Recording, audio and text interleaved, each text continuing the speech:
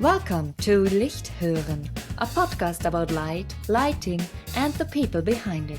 Here, we explore this fascinating field, from education and daily practice to how we imagine and shape its future. Hi, Raphael. I'm very pleased to have you here. You're working in Germany and you do research on how we can use sunlight more efficiently. But first, Raphael, who are you and what do you do? I'm Raphael Pesch. I'm a third-year PhD student at Karlsruhe Institute of Technology, and I'm doing research in a laboratory and investigate new solar cells. What do you mean by new solar cells? I mean, we have nice solar cells. They are of silicon and they are perfect. Or are they not? Yes, they are somehow perfect, but they have limitations. So we investigate new material, not just silicon, but in our case, it's called perovskite, another crystal structure. And with that new material on top of silicon, so applied to a silicon solar cell, we can even get higher efficiencies. And that is the main goal of our research. Okay, so you basically put something on top of something which is already working, but not working good enough, and making it better. What is perovskite? Like, what can I have in mind when you talk about perovskite? Perovskite is a material system that can be easily tuned also in the laboratory and can make the light absorption for a different kind of the light spectra really efficient. I see. And you call this combination of a solar cell and a perovskite on top, you call that tandem cells? What we also do, and this is actually the main goal, is we put both together. So when we use the silicon solar cell and then on top of the silicon solar cell fabricate the perovskite solar cell, we can basically catch some parts of the light, in this case, for example, for silicon, the more reddish light, and for the perovskite, the more bluish light, way more efficiently, and then get more current out there, more power out there. So you catch more of the rainbow of the light with this combination. Yes, or in other words, we catch the rainbow more efficiently. You work with light, daylight, basically, although you're an engineer. How did you end up with lighting or how to use light? Really working in the field of light and light technology came when I decided to study something, to understand light, which in my case was electrical engineering, and then ended up specializing more and more in that subject. Finally, also working in a car company in the subject of headlamps or headlights and rear lights, and then really using light to illuminate something and discover or see, for example, the street. And within electrical engineering, there are millions of subjects that you can do. And I thought electrical engineering is quite well suited because I knew it has also something to do with this micro and nano world. This is what you need to learn when you want to learn how light is generated. And from that subject, then I specialized more and more the longer I was into my bachelor studies, for example, light technology and light engineering. And that then basically ends up on the other side of light, which is the macroscopic world, not thinking about how the light is generated, but rather how I can use it, how I can project it onto something. And this is then what's interesting for car companies like Porsche, because they need to illuminate the street, but they also want to have cool designs, for example, in their rear lamps, to have a great red color for the rear lamp. And this is what I did in my internship at Porsche, and then later on also in the bachelor thesis I did there. Nice. But how did you end up in solar cells? You worked with a startup, didn't you? Yes. So when I started my master's, I decided for specializing more into that, let's say, micro nano world again. And I had specialization micro nano optoelectronics. As I learned, you also worked in the US. Is that right? Mm-hmm. I decided during my master studies to not just see it in the university, but also to have a look on it in industry or in a startup back then, which focused on photovoltaics and more specifically the incorporation of light into the solar cell by applying an anti-reflection coating.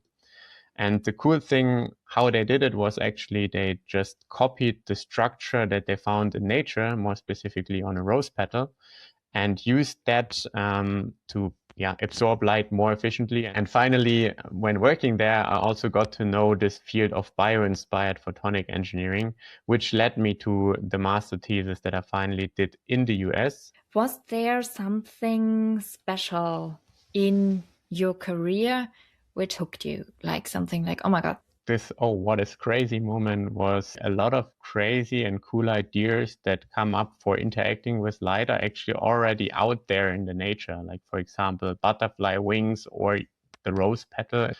They have phenomenal properties regarding light transformation, light absorption, and that we can just analyze them. How do you work daily with nano level solar cells?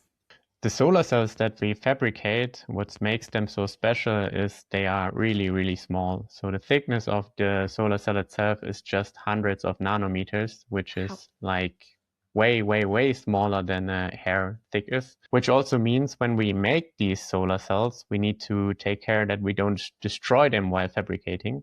And destroying means even a dust storm destroys them. So whenever I fabricate these solar cells, I enter either a thin film lab or a clean room where we have conditions where no dust is around. We dress up completely in a suit that prevents all particles from us floating into the air. And we have filters in that room. And with that, we can actually make sure that when fabricating the devices and when working with the devices, we don't destroy them immediately. That's cool. You print them with an inkjet printer in a full body suit, totally clean. It sounds paradoxical. It's exactly the right picture you got. The perovskite solar cells itself have the benefit that they can be processed out of a liquid phase. So we use a solvent to dissolve all of the material that is necessary for these materials. Then we can just put the solvent on a glass sheet, for example, let all the solvent evaporate or dry out on a hot plate, and then what remains is the material that is necessary for the solar cell. But when we go over to industrialization, it needs to be a square meter sized so that it can end up on a roof. And one way to do this is inkjet printing, actually. I'm really fascinated how big this lighting field is. Like, it's not just putting light bulbs in the ceiling or planning windows. How does a typical workday, say 9 to 5, or for you 8 to 4, look like? And like one typical day could be either I'm the whole time in lab. Another typical day could be I kind of investigate what I did in the lab and look at the results and then try to sum it up, write a paper about it. Another day could be I have to do teaching, so I'm just in front of a class of students and lecturing them. Or even more crazy, we go for conferences quite often, so we travel the world and then try to explain what we discovered. When can I buy your solar cells?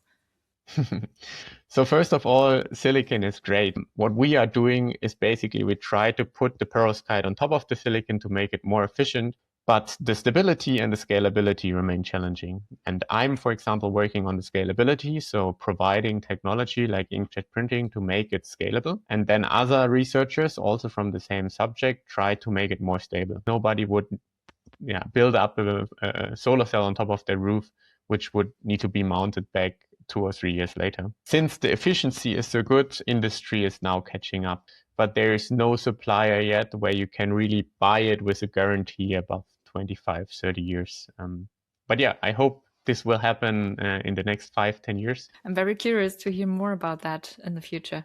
If you think of your 18-year-old self, what advice would you give? I mean, the 18-year itself is just standing in front of that 5 years of studying. And I remember when I started it, it was really overwhelming. There were a lot of subjects, a lot of new stuff, a new city, and just learning. And I would somehow feel like probably I also missed a little bit of the time and the good moments that I could have had back then. So taking a break, taking a vacation, even though you're studying and even though it's hard, I think it's quite important to mention.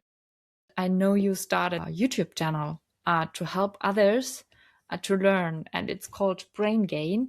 And do you still do this? Yes, when we studied electrical engineering, I started studying it with my best friend. And we both came up just before the exams that we figured out, whoa, it was a lot of stuff that we had to learn. And the lessons are months ago, and the exam will be next week. So it would be good to have a course that kind of sums up everything and explains to us what is necessary for the exams. So we basically just, after every exam, even before we got the grades of the exam, if we failed or didn't fail, we made a video about everything that we knew and tried to put it into small videos, just like every small subject there just break it down to a really, really small and short video. Now it's close to 20,000 subscribers. Where can people learn more about your field? Is there something you would recommend to look at? Yes, I mean, in Germany we have this Tag der offenen Tür, Day of the Open Door, and I mean it exists basically in every institute, company, and whatever. So when someone is interested in this subject, you can just go there. There's all the experts, all the people working in that field for years, and they explain what they are doing, show some samples, show some experiments, show the labs, show the building, and the everyday life. Thank you very much. Thank you. Raphael, it was lovely talking to you. Thanks a lot. Thanks for having me and all the great questions. Are you new to lighting or ready for more? Follow your curiosity. Start small and keep growing. There are degrees, part-time courses, and events to dive deeper into lighting. Find further information in the show notes and at lichtpodcast.org. You have been listening to Licht, Hören, a joint project of the lighting societies of Germany, Austria, and Switzerland. Thank you for listening. You'll find ways to connect with us through the comments or in the show notes.